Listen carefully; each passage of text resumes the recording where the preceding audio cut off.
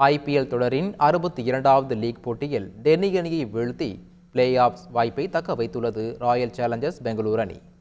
பெங்களூருவில் உள்ள சின்னசாமி மைதானத்தில் நடைபெற்ற போட்டியில் டாஸ் வென்ற டெல்லி அணி பந்துவீச்சை தேர்வு செய்தது. இதனையடுத்து முதலில் பேட்டிங் செய்த பெங்களூரு அணி 20 ஓவர்கள் முடிவில் 9 விக்கெட் இழப்பிற்கு 187 ரன்கள் குவித்தது.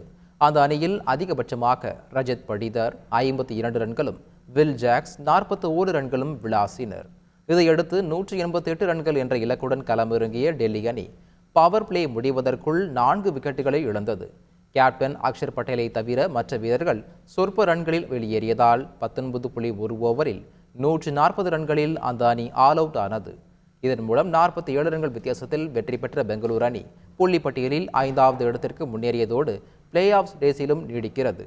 கேப்டன் ரிஷப் பண்ட் இல்லாத நிலையில் சில கேட்சுகளையும் தவறவிட்ட டெல்லி அணிக்கு பிளே ஆஃப் வாய்ப்பும் அரிதாகி உள்ளது. செய்திகளை உடனுக்குடன் தெரிந்து கொள்ள உடனே சப்ஸ்கிரைப் பண்ணுங்க.